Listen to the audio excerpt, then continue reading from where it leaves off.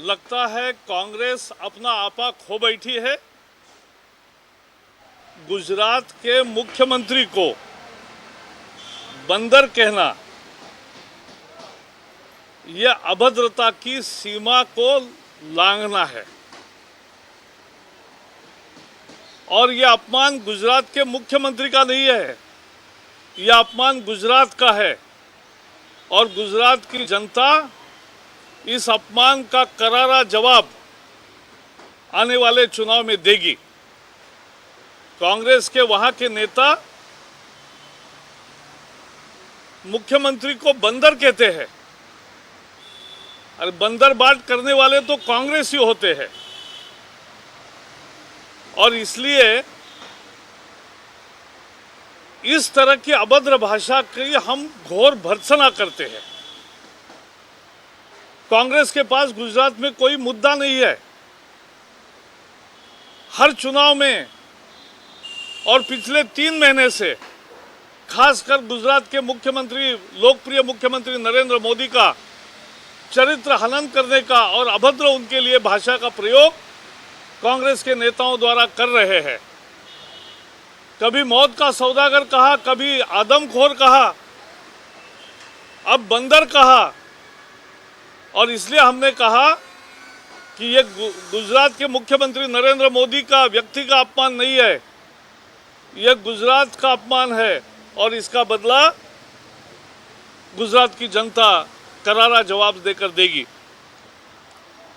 आज मुख्यमंत्री नरेंद्र मोदी जी ने अपने 12 साल के कार्यकाल में जिस तरह से वो विकास के और सुशासन के प्रतीक बन गए हैं, कांग्रेस के पास इसका कोई जवाब नहीं है। कोई आरोप लगाने के लिए कोई उनके पास वस्तुस्थिति नहीं है और इसलिए वो अनर्गल भाषा का उपयोग कर रहे, अभद्र भाषा का उपयोग कर रहे। सांस्कृतिक दिवालियापन जो उनका है वो दिखा रहे हैं। कांग्रेस अपने चाल चरित्र का परिचय दे रही है और इसलिए ऐसी अभद्र भाषा कोई सहन नहीं करेगा और लोकतांत्रिक तरीके से लोग इसका करारा जवाब देंगे। हम कहेंगे सोनिया जी बताएं, कांग्रेस अध्यक्षा है, क्या ऐसी भाषा शोभा देती है? कांग्रेस को गुजरात की जनता की माफी मांगनी चाहिए।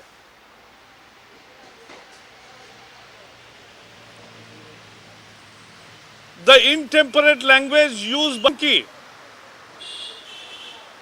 absolutely condemnable.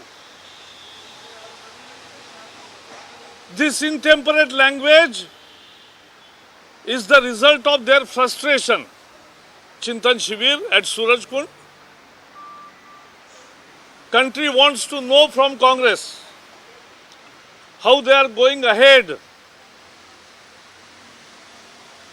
with the inquiries in various corruption scams. What we have seen is practically scuttling of the case in case of CWG,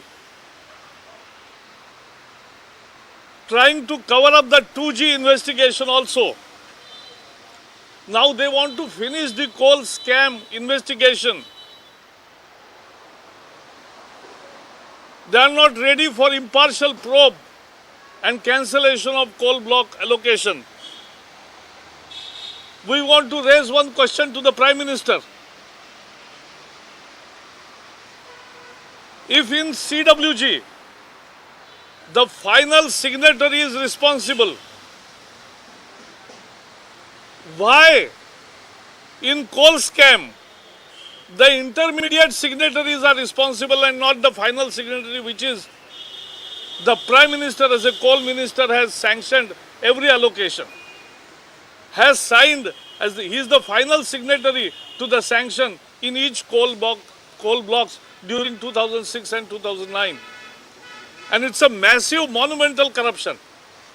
17 billion tons of coal reserves worth 50 lakh crore rupees given on platter for free to 140 plus companies. And instead of cancelling the private blocks, now they are cancelling the blocks allotted to the PSUs. This is the way of Congress dealing with the corruption. And what our other question is what they are going to do about people's problem, inflation and price rise, LPG cap and decision on FDI in MB retail and diesel price hike.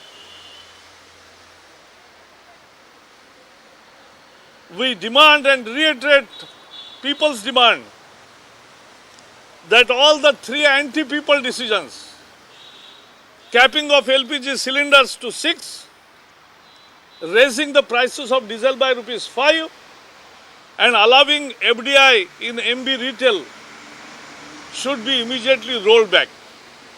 If that happens in Surajkund, it has some use for the public.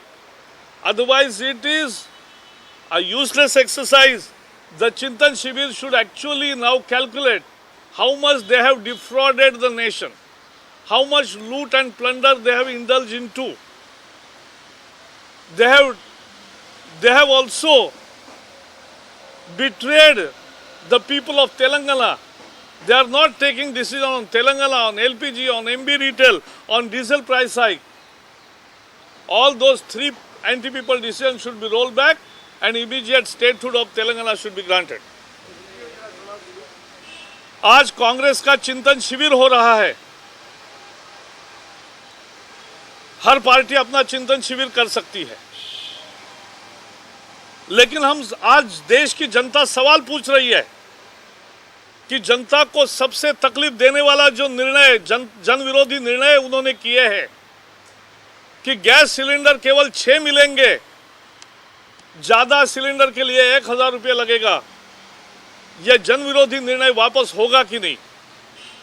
Diesel के दरों में 5 रुपए का इजाफा हुआ, उससे सारी कीमतें बढ़ गई है, वो वापस होगा कि नहीं? जो खुदरा व्यापार में जिसमें कोई तकनीक का मुद्दा नहीं है, उसमें विदेशी निवेश को जो इजाजत दी है, जिसके कारण बहुत ज्यादा बेरोजगारी बढ़ेगी, क्या यह निर्णय वापस होगा कि नहीं? ये 3 जन विरोधी निर्णय वापस होंगे कि नहीं, ये हमारा पहला सवाल है, जनता का पहला सवाल है. और तेलंगाना जैसे समस्या का 4-4 साल से, कल ही 2 छात्रों ने आत्महत्या की है. क्या तेलंगाना के साथ न्याय करेंगे कि नहीं? तेलंगाना पृथक तेलंगाना राज्य का निर्माण करेंगे कि नहीं? ये मुद्दे हैं आज देश के. और कांग्रेस इस चिंतन शिविर से जवाब दे कि देश को कितना और लूटेंगे. इतनी लूट मचाई CWG में, 2G में, कोल स्कैम में, 1700 करोड़ टन का कोयला भंडार जिसकी कीमत 50 लाख करोड़ रुपए होती है. प्रधानमंत्री जब कोयला मंत्री होते हैं तो 140 निजी कंपनियों को देते हैं, और ये इंटर मिनिस्ट्रियल ग्रुप और सरकार सारे कोल के ब्लॉक जो निजी कंपनियों को दिए हैं वो रद्द नहीं करते हैं, जो सरकारी कंपनियों को दिए हैं उसको रद्द करते हैं. और ये बता दे कि अगर CWG में अंतिम हस्ताक्षर करने वाला जिम्मेवार है, तो कोल खदानों का आवंटन में जिनके अंतिम हस्ताक्षर है मंजूरी के, वो प्रधानमंत्री कैसे जिम्मेवार नहीं? और इसलिए ये सारे मुद्दे महत्वपूर्ण है आज लोगों के लिए, और आज चिंतन शिविर से इसके बारे में क्या जवाब देंगे.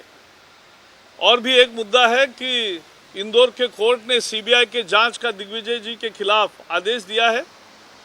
क्या उस पर अमल शुरू हुआ है कि नहीं, उसका भी जवाब हम चाहेंगे. उत्तर प्रदेश सरकार की नीति निश्चित रूप से सांप्रदायिक तनाव को बढ़ावा देने वाली है कि जो बम विस्फोट के आतंक के आरोपी है, बिना जांच के उनके आरोप वापस लेना, ये खिलवाड़ होगा न्याय के साथ.